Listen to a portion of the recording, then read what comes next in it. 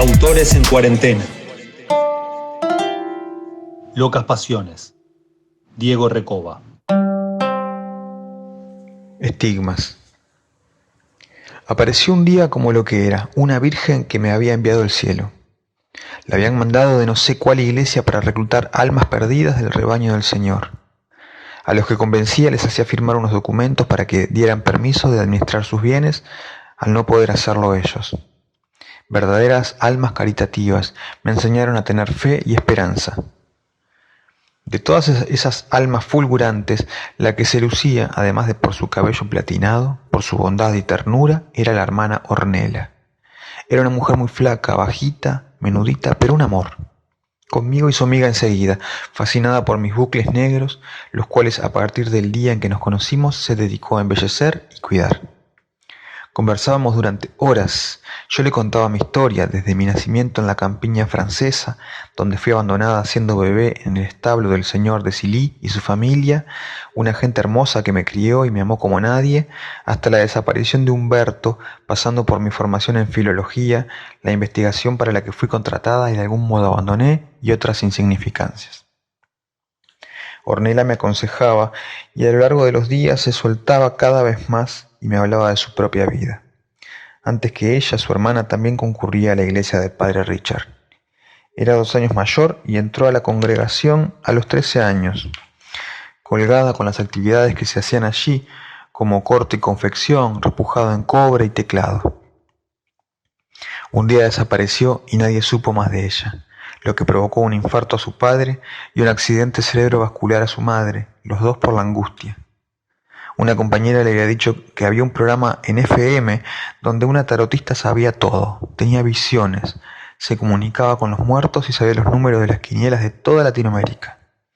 Seguramente podría saber qué había sido de su hermana, así que le pidió un número y esa noche llamó, cambiando su nombre por el de Silvina. La pitonisa le dijo 3 cosas importantes.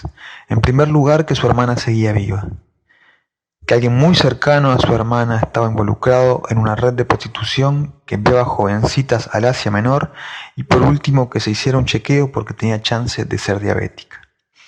Cuando Ornella escuchó eso, enseguida se le vino a la mente el padre Richard. Decidió entonces enrolarse a su iglesia e investigar a fondo. A los 12 entró a la iglesia y desde los 13 era el amante del líder espiritual. Ahora tenía 32 años y no había avanzado ni un poquito en su investigación. Según ella era porque Richard sospechaba que ella sospechaba algo. A pesar de haber entrado a la iglesia por otros motivos, los 20 años que había estado ahí realmente le habían generado un acercamiento muy profundo con Dios. Hablaba siempre intercalando historias, hechos y frases relacionadas a sus creencias. Un día me vio muy bajoneada porque extrañaba a Humberto y porque quería salir de ahí, y los médicos estaban más firmes que nunca con su idea de dejarme encerrada de por vida, sobre todo después de que le arranqué el ojo a un enfermero con la cuchara del flan que me estaba dando. Entonces la hermana Ornella me regaló un folleto de la iglesia, uno de los tantos que repartía el staff religioso de Richard. Se llamaba El Niño Salvador y era la historia del apóstol Edgar. Ornella me explicó que se trataba de un apóstol que no era reconocido por la Biblia de los cristianos ni por ninguna otra religión, pero del que Richard hablaba siempre.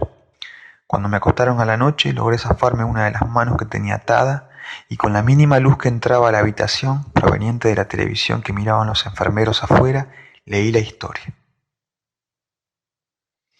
En el año 76 después de Cristo, los corintios dominaban toda la región situada entre las montañas Jebel al-Adiriyat y Tulul al-Asakif, luego de la guerra de Mudaysisat, en la que derrotaron a los vikingos comandados por Claus el Pavoroso.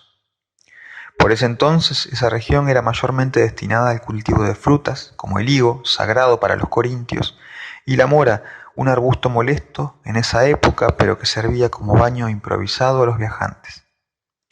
La agrupación de cultivadores de frutas, liderada por los hermanos Pedro y Pablo al-Jassim, ejercía una fuerte presión sobre los granjeros, cobrándoles impuestos altísimos, robándoles sus mujeres y sus mascotas, y a veces toda su cosecha. Quienes se resistían eran apresados y torturados hasta morir. El método más usado era atarlos en la plaza pública y tirarles pequeños granos de arroz al cuerpo hasta que el torturado moría de fastidio. La fe se perdía ante semejante tormento. Una noche Pablo Al-Yacim, ebrio luego de una noche de excesos con sus amigos de la infancia, montó en su caballo blanco por los montes sirios buscando saciar su deseo diabólico. El mal se había apoderado de su alma. En medio del desierto divisó un humilde paraje de donde salía un hilo de humo de una chimenea precaria. Al entrar, pateando la puerta, se encontró con una familia cenando un lechón a las brasas y comenzó a insultarlos y a pedirles dinero. Luego de que la familia le entregase las pocas monedas que habían juntado por sus ventas en el mercado, les exigió a las mujeres de la casa, la esposa del granjero y su hija de 11 años, que lo acompañaran. El granjero se negó violentamente y el malvado Al-Yacim le cortó la cabeza con su espada y comenzó a dibujar obscenidades en las paredes con la sangre del difunto. Las mujeres, por miedo a que asesinaran al más chico de la familia, un niño de nombre Edgar, de tan solo 5 años de edad, testigo de tan lamentable suceso, accedieron al pedido del hereje. El malvado, con ayuda de su caballo blanco, las vejó lujuriosamente y luego las prendió fuego.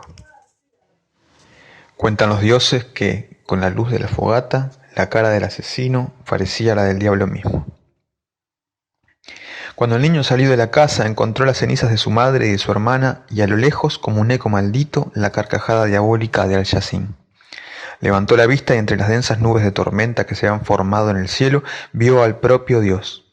A pesar de su corta edad, Edgar comprendió la señal divina y su vida cambió para siempre en ese instante. Una tarde, mientras la plaza pública ardía de vendedores de frutas y verduras, prostitutas y levantadores de quiniela, el pequeño Edgar, enfundado en una toga de cuero de ñu que había pertenecido a su difunto padre, se subió al techito de un puesto de nueces y almendras y dijo las siguientes palabras: «Durante siglos nuestro pueblo ha sufrido las agresiones y el tormento de los hermanos del diablo, a quienes no quiero ni siquiera nombrar, por miedo a que los ángeles negros del infierno se despierten y cubran de tinieblas este mundo.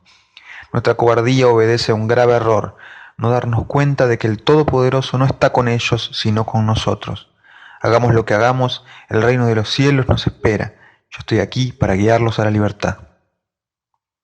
En ese momento, un desconfiado de los que nunca faltan le pidió a Edgar una señal que les demostrara que efectivamente él era el elegido.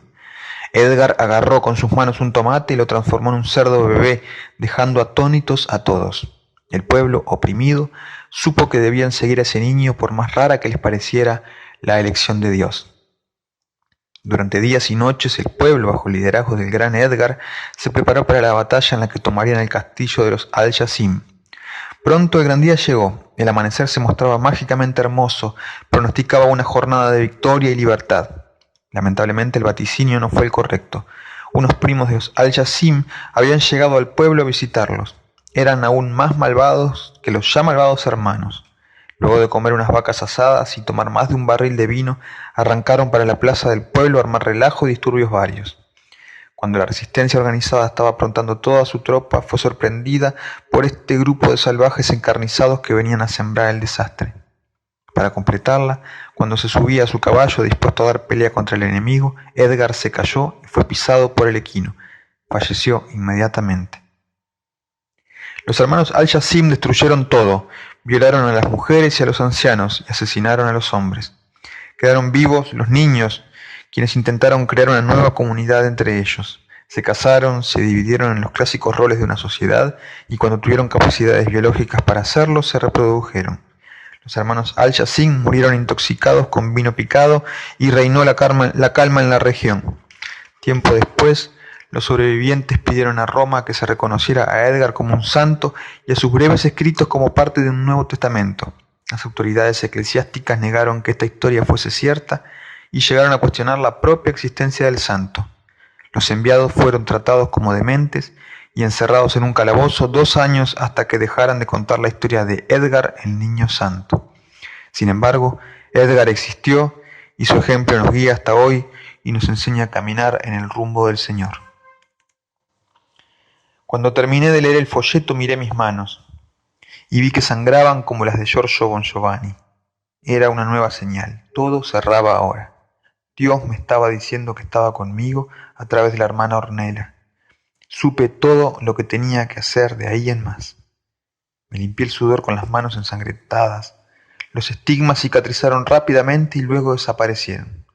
Me volví a atar a la cama y dormí plácidamente. Al otro día empezaría lo bueno.